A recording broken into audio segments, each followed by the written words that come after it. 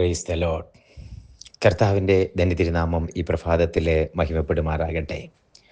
വീണ്ടും ഒരു പുതിയ പ്രഭാതം കൂടി, ഒരു പുതിയ ദിവസം കൂടി കർത്താവ് നമുക്ക് ദാനം ചെയ്തതോർത്ത് കർത്താവിനോട് നന്ദി പറഞ്ഞ് ആയുസ്സും ആരോഗ്യവും ബലവും തന്ന, എങ്ങും അരിഷ്ടിതാവസ്ഥയും ബുദ്ധിമുട്ടും അശാന്തിയും പരക്കുന്ന ഈ ലോകത്തിൽ നമുക്ക് ദൈവമായ കർത്താവ് ശാന്തിയും സമാധാനവും ആരോഗ്യവും ബലവും തന്ന് കർത്താവിനെ മഹത്വപ്പെടുത്തുവാൻ ഈ പ്രഭാതവും തന്ന കർത്താവിനെ എല്ലാ മാനവും മഹത്വവും അർപ്പിച്ചുകൊണ്ട് ഇന്നത്തെ വേദവചന ധ്യാന ചിന്തയിലേക്ക് നമുക്ക് കിടക്കാം.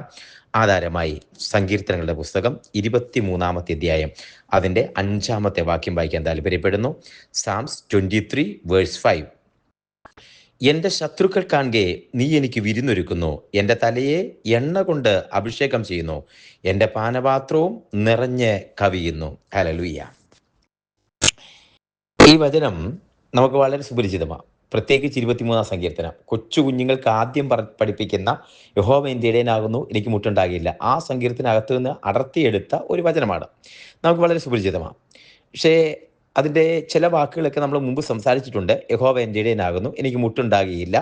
ആ 4-ാമത്തെ വാക്യം കൂരിരുൾ താഴ്വരയിൽ കൂടെ, മരണത്താഴ്വരയിൽ കൂടി കടന്നാലും ഒരനർത്ഥവും ഭയപ്പെടുകയില്ല, യഹോവ കൂടിയിരിക്കുന്നു. ഇത് 5-ാമത്തെ വാക്യം എത്തുമ്പോൾ ഒരു വ്യത്യസ്തമായ സ്ഥിതിയിലാണ് ദാവീദ് ഈ വാക്ക് പറയുന്നത്.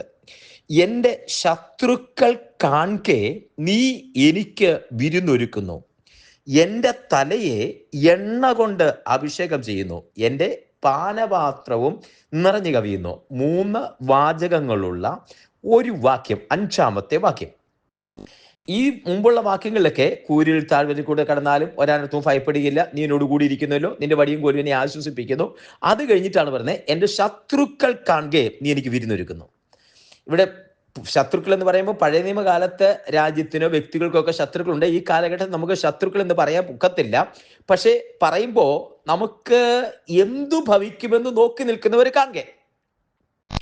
നമ്മുടെ അടുത്ത സ്റ്റെപ്പ് എന്താണ്? പ്രത്യേകിച്ച് വിശ്വാസ ജീവിതത്തിലേക്കൊക്കെ ഒറ്റയ്ക്ക് വന്നിരിക്കുന്നവർ അവരുടെ ഭാവി എന്തായി തീരും, അവരെങ്ങനെ മുന്നോട്ട് പോകും, പ്രത്യേകിച്ച് പ്രാർത്ഥിക്കുന്ന ആളുകളുണ്ടെങ്കിൽ പ്രാർത്ഥനയ്ക്ക് മറുപടി ഉണ്ടെന്ന് പറഞ്ഞ് കാത്തു നിൽക്കുന്നവരെ നോക്കി, അവരെ നോക്കി പറയും നിങ്ങളുടെ ഭാവി എന്തായി തീരും, എന്തു ഭവിക്കുമെന്ന് നോക്കി നിൽക്കുന്നവരുടെ മധ്യത്തിൽ.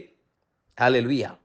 ഇന്ന് ഈ പ്രഭാതത്തിൽ വചനം കേട്ടുകൊണ്ടിരിക്കുമ്പോൾ വിശ്വാസ ജീവിതത്തിൽ ഒറ്റയ്ക്ക് ഇറങ്ങി പുറപ്പെട്ട ഏകയായി, ഏകാന്തതയിൽ, ഏകഭവനമായി ഒക്കെ മുന്നോട്ട് പോകുന്നവർ, ഒപ്പം തന്നെ ചില പ്രാർത്ഥനയ്ക്ക് മറുപടിയായിട്ട് വാക്തത്വം പ്രാപിച്ചിട്ട് വാക്തത്വത്തിനായിട്ട് സഹിഷ്ണുതയോടെ കാത്തിരിക്കുന്നവർ, എന്ന് വാക്തത്വം കിട്ടുമെന്ന് അറിയാതെ കാത്തിരിക്കുന്നവർ, ഇങ്ങനെയുള്ള ചില വ്യക്തികളൊക്കെ കേൾക്കുന്നുണ്ടല്ലോ.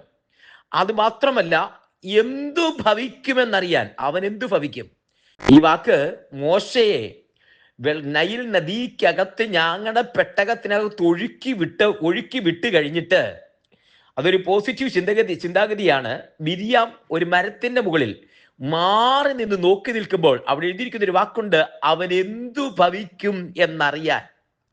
എന്ന് പറഞ്ഞാൽ ഒരനിശ്ചിതത്വത്തിന്റെ നടുവിൽ എന്തായി തീരുമെന്നറിയാതിരിക്കുമ്പോൾ, പ്രതീക്ഷകൾ നഷ്ടപ്പെട്ടിരിക്കുമ്പോൾ, എല്ലാ ഹോപ്പും നഷ്ടപ്പെട്ട് മുൻപിലേക്കുള്ള വഴികൾ അടഞ്ഞ് നൈൽ നദിയിൽ ഒഴുകിപ്പോകുന്ന കുഞ്ഞിന്റെ ഭാവി എന്തായി തീരുമെന്നൊരു ചോദ്യ ചിഹ്നമായി നിൽക്കുമ്പോൾ, വാക്തത്വം കയ്യിലുണ്ട്, വാക്തത്വം കൊണ്ട് ഇവൻ ഇസ്രയേലിനെ ലിബറേറ്റ് ചെയ്യാൻ, അവിടുന്ന് വിടുവിക്ക പുറത്തു കൊണ്ടുവരാനുള്ളവരാണ്. വാക്തത്വമൊക്കെ ഉണ്ട്. പക്ഷേ എന്തു ഭവിക്കുമെന്ന് നോക്കി നിൽക്കുകയാണ്. ഒരു ഉത്തരം പറയാനില്ല. അപ്പനോടോ അമ്മയോടോ ചേച്ചിയോടോ ചോദിച്ചാൽ ഉത്തരം പറയാനില്ല. ചാർച്ചക്കാർക്കും ബന്ധുക്കൾക്കും ഉത്തരം പറയാനില്ല. നൈൽ നദിയിൽ ഒഴുക്കി വിടുന്ന ആ കാലഘട്ടത്തിന്റെ നിയമം അനുസരിച്ച് 2 വയസ്സിൽ താഴെയുള്ള കുഞ്ഞുങ്ങളെ, ആൺകുട്ടികളെ എല്ലാവരെയും കൊന്നുകളയണം. ജനിക്കുന്ന ഈ ആൺകുട്ടികളെ എല്ലാം കൊന്നുകളയണം. ഓൾറെഡി കൊന്നു കളഞ്ഞിരിക്കുകയാ. അതിന്റെ നടുവിൽ അവർ എബ്രായ ബാലൻ, അവൻ നൈൽ നദിയിൽ കൂടി ഞാങ്ങടെ പെട്ടകത്തിനകത്ത് കയ്യും കാലും ഇട്ടടിച്ച് ആ മോണ കാട്ടി ചിരിക്കുന്ന കുഞ്ഞൊഴുകിപ്പോകുമ്പോൾ ഇതിന്റെ ഭാവി എന്തായി തീരുമെന്ന് പറയാൻ ഉത്തരമില്ലാതെ എന്തു ഭവിക്കുമെന്നറിയാൻ നോക്കി നിൽക്കുന്ന ഒരു സമൂഹം.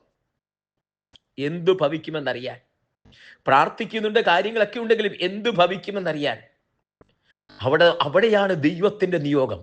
ഇവിടെ ദാവീദ് പറയുന്നത്, ശത്രുക്കൾ കാണെ നീ എനിക്ക് വിരുന്നൊരുക്കുന്നു. അതാ, എന്തു ഭവിക്കുമെന്ന് നോക്കി നിൽക്കുന്നവരുടെ മധ്യത്തിൽ ആ മോശക്കുഞ്ഞിനെ അന്ന് ആ ദിവസത്തിൽ മാത്രം ഫറവോന്റെ പുത്രി നൈൽ നദിയിൽ കുളിക്കാൻ വരികയും തോഴിമാരാൽ അവനെ എടുക്കപ്പെടുകയും കൊട്ടാരത്തിനകത്ത് അവനെ ജീവിപ്പിക്കുകയും ചെയ്യുക. ഒരു പ്രിവിലേജോടെ സ്വന്തം കുഞ്ഞിനെ ശമ്പളത്തോടെ പരിചരിക്കുന്ന സ്വന്തം കുഞ്ഞിനെ. ഇവിടെ നമ്മൾ കാണും ഡേ കെയർ സെന്റർ ഉണ്ട്, ഡേ കെയറുകളുണ്ട്, കുഞ്ഞുങ്ങളെ ചെറുപ്പം തൊട്ട് ജനിച്ച കുഞ്ഞിനെ നോക്കുന്ന ഇടങ്ങളുണ്ട്. ഇപ്പോ ഇച്ചിരൂടെ കഴിയുമ്പോഴത്തേക്കും പറയുന്നത് അംഗൻവാടികളുണ്ട്, പിന്നെ പ്രീ സ്കൂൾ ഉണ്ട്, ഒക്കെ ഉണ്ട്. അതെല്ലാം ഫീസ് കൊടുത്തിട്ട് മറ്റുള്ള കുഞ്ഞുങ്ങളെയാ. സ്വന്തം കുഞ്ഞിനെ ഇന്നുവരെ ഒരു ചരിത്രമില്ല ഡേ കെയറിൽ സ്വന്തം കുഞ്ഞിനെ കാശ് മേടിച്ച് നോക്കുന്ന ഒരു അമ്മയെ കുറിച്ച് കേട്ടിട്ടില്ല. പക്ഷെ ഇവിടെ അതല്ല, ദൈവത്തിന്റെ നിയോഗം, ദൈവിക നിയോഗം. ഫറവോന്റെ പുത്രി കുളിക്കാൻ വന്നത് ആ പാലുകുടി മാറുന്ന സമയം വരെ ശമ്പളത്തോടെ, വിത്ത് പേയ്മെന്റ്, മുൻകാല പ്രാബല്യത്തോടെ, ഇമ്മീഡിയറ്റ് എഫക്ട്, അന്നത്തെ എഫക്റ്റോടെ എന്തു ഭവിക്കുമെന്ന് അറിയുന്ന ഇടത്ത് ഒരു വിരുന്നൊരുക്കുന്നത് പോലെ, ആരെ നോക്കി നിൽക്കുന്നവരുടെ മധ്യത്തിൽ വിരുന്നൊരുക്കുന്ന പോലെ കുഞ്ഞിനെയായിട്ട് മടക്കിക്കൊണ്ടുവന്ന് പാലുകൂടി മാറുന്നവരെ. അത് കഴിഞ്ഞ് എന്റെ ഭാവിയുടെ കൂടെ ഉത്തരവാദിത്വം, കൊട്ടാരത്തിൽ വളരാൻ, ഹല്ലേലൂയ, കൊട്ടാരത്തിൽ വളരാൻ ഉത്തരവാദിത്വപ്പെടുന്ന ഒരു നിർദ്ദേശത്തോടെ. അത് ശത്രുക്കൾ കാണുകെ നീ എനിക്ക് വിരുന്നൊരുക്കുന്നു. കുഞ്ഞെ, ഈ സന്ദേശം കേൾക്കുമ്പോൾ എന്തു ഭവിക്കും, എന്തായി തീരുമെന്ന് നീ ചിന്തിക്കുന്നുണ്ടെങ്കിൽ, ദൈവത്തിൽ ആശ്രയിക്കുന്ന വ്യക്തിയാണോ, വിശ്വാസ ജീവിതത്തിനകത്ത് നിൽക്കുന്ന വ്യക്തിയാണോ, പ്രാർത്ഥിക്കുന്ന ഒരു വ്യക്തിത്വത്തിനുടമയാണോ, ഭാരപ്പെടേണ്ട, കർത്താവിന്റെ കരുതലുണ്ട്. അവൻ എൻ്റെ തലയെ എണ്ണ കൊണ്ട് അഭിഷേകം ചെയ്യും, എൻ്റെ പാനപാത്രം നിറഞ്ഞു കവിയും. ഇതിനകത്തൊരു ചിന്തകൻ ഇങ്ങനെ പറഞ്ഞിട്ടുണ്ട്, എല്ലാ വാക്കും വിവരിക്കാൻ സമയം പോരാ. എൻ്റെ പാനപാത്രം നിറഞ്ഞു കവിയുന്നു എന്ന് പറയുന്ന ആ വാക്കിനകത്ത് വായിച്ചപ്പോൾ ഒരു ചിന്തകൻ ഇങ്ങനെ പറഞ്ഞു, പാനപാത്രം എന്തിനാ നിറഞ്ഞാ പോരെ, കവിയുന്നത് എന്തിനാ? അപ്പൊ അദ്ദേഹം പറഞ്ഞൊരു കാര്യം അതുപോലെ ആവർത്തിച്ചു പറയട്ടെ. പാനപാത്രം നിറയുന്നത് നിനക്കുള്ളതാ, ഇത് കവിയുന്നത് മറ്റുള്ളവരിലേക്ക് പകരപ്പെടുന്നതാ. നിന്റെ പാനപാത്രം നിറയുന്നത് വരെ അത് നിനക്കുള്ളതാ. നിറഞ്ഞ് കവിയുകയാണെങ്കിൽ ഇത് അടുത്തയാളിലേക്ക് പകരപ്പെടുന്നതാ. ശിമോന്റെ പടക് നിറഞ്ഞ് വല കീർമാറായി അടുത്ത പടകിലുള്ളവരെ കൂടെ വിളിച്ചു. നിന്റെ പടക് നിറയുമ്പോൾ അത് നിനക്ക് മാത്രമല്ല അടുത്തുള്ളവർ കൂടെ പ്രയോജനപ്പെടുന്നു.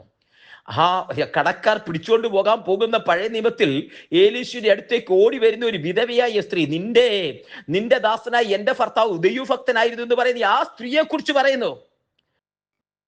വെറും പാത്രങ്ങൾ അടുത്ത വീടുകളിൽ നിന്നെല്ലാം കടം വാങ്ങി അത് നിറയ്ക്കുകയാ.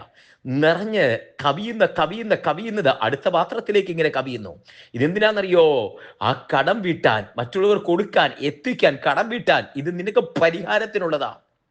കുഞ്ഞെ, ദൈവത്തിന്റെ മുഖത്തേക്കാണോ നോക്കുന്നത്?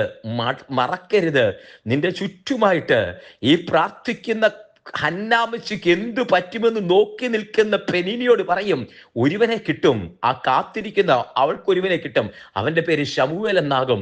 അതേ, പെനീനാമച്ചിയുടെ പോലെ ആയിരിക്കത്തില്ല, ഒരുവനെ കിട്ടും, വാക്തത്വമുള്ളവനാ, അവൻ രാജ്യത്തെ ഭരിക്കുന്നവനാകും, ഭരണാധികാരിയായും രാജാക്കന്മാരെ അഭിഷേകം ചെയ്യുന്നവനാകും. ഒരുവനേ ഉള്ളൂ. പാലുകൂടി മാറുമ്പോൾ കൊട്ടാരത്തിൽ എത്തിക്കാൻ, അതേ മോശയെ നിയോഗിച്ചു പോലെ പാലുകൂടി മാറുമ്പോൾ ദൈവരാജ്യത്തിന് വേണ്ടി ദൈവാലയത്തിലേക്ക് കൊടുക്കാൻ ഒരു വ്രതസ്ഥനായിട്ട് ഒരുവനെ വഹിക്കുകയാ. എന്ത് ഭവിക്കുമെന്ന് നോക്കി നിൽക്കുമ്പോൾ പുതിയ നിയമത്തിലൊരു സംഭവം കാണാം. അപ്പോസ്തലപ്രവൃത്തി 28-ാമത്തെ അധ്യായത്തിലെ എല്ലാവരും ആ കപ്പൽ ചേർന്ന് രക്ഷപ്പെട്ട് മാൾട്ടയിൽ മെലീത്ത ദ്വീപിൽ വന്ന് എല്ലാവരും വിറക് പെറുക്കിയിട്ടു. കൂടെ പൗലോസും വിറക് പെറുക്കിയിട്ടു. പൗലോസിന്റെ റോട്ട വന്നു. പൗലോസ് വിറക് പെറുക്കിയിട്ടുമ്പോ അതിനകത്ത് ഒളിഞ്ഞു കിടന്ന അണലി പൗലോസിന്റെ കൈമേൽ ചുറ്റി. മറ്റാരുടെയും കൈമേൽ ചുറ്റിയില്ല, ഇത് പൗലോസിന്റെ കൈമേൽ ചുറ്റി. അവിടെ ഒരു വാക്ക് ഇങ്ങനെ എഴുതിയിട്ടുണ്ട്, എല്ലാവരും കാത്തിരുന്നു.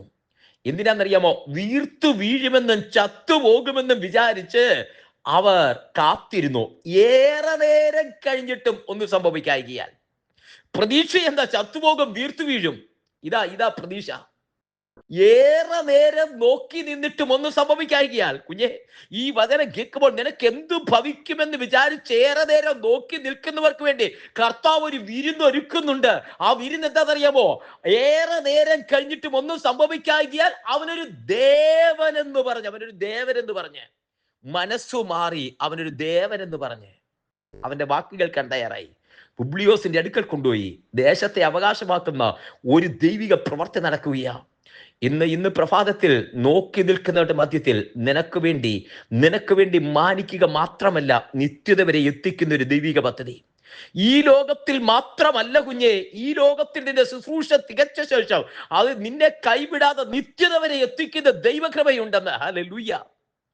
ഇന്ന് ഉറയ്ക്കുവാൻ കർത്താവിന്റെ കരങ്ങളിലേക്ക് സമർപ്പിക്കാം. ഒരുമിച്ച് പ്രാർത്ഥിക്കാം. സ്വർഗീയ പിതാവേ, ജനത്തെ അനുഗ്രഹിച്ച് പ്രാർത്ഥിക്കുന്നു. അങ്ങയുടെ നാമത്തിലെ ജനത്തെ ഞാൻ അനുഗ്രഹിക്കുന്നു. ദൈവകൃപ കൂടിയിരിക്കുന്നതിനായി സ്തോത്രം. അങ്ങയുടെ നാമത്തിൽ അനുഗ്രഹിക്കുന്നപ്പാ കർത്താവെ, എന്തു ഭവിക്കും, എന്തായിത്തീരും എന്ന് നോക്കി നിൽക്കുമ്പം രാജ്യത്തിന്റെ അവസ്ഥ, ഈ യുദ്ധത്തിന്റെ അവസ്ഥ, സാഹചര്യങ്ങൾ കൊണ്ട് എങ്ങനെ ഭവിക്കും, എന്തായിത്തീരും, ഇതിന്റെ ഭാവി എന്താകും, രാജ്യത്തിന്റെ ഭാവി, ഈ ഈ ഈ കുടുംബത്തിന്റെ ഭാവി, സഭയുടെ, വ്യക്തികളുടെ, കുടുംബങ്ങളുടെ നോക്കി നിൽക്കുന്നവരുടെ, കുഞ്ഞിന്റെ ഭാവി, അങ്ങനെ നോക്കി നിൽക്കുന്നവരുടെ മധ്യത്തിൽ കർത്താവിനെ ആശ്രയിക്കുന്ന, കർത്താവിനെ ട്രസ്റ്റ് ചെയ്യുന്ന, ഞാൻ ആരെ വിശ്വസിക്കുന്നു എന്ന് ഞാൻ അറിയുന്നു, അവൻ എൻ്റെ ഉപനിധി എന്ന് പറഞ്ഞ് കർത്താവിൽ ഒന്നുകൂടി ഉറയ്ക്കുവാൻ ദൈവജനത്തിന് ദൈവം കൊടുക്കുന്ന വിശ്വാസത്തിനായി സ്തോത്രം.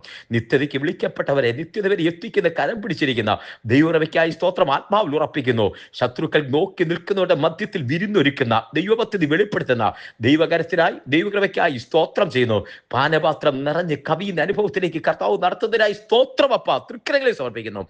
അവിടുന്ന് പ്രാർത്ഥന കേട്ടിയാൽ സ്തോത്രം. സകലമാനോ മുഖത്തോട് നിൽക്കും യേശുവിൻ നാമത്തിൽ തന്നെ.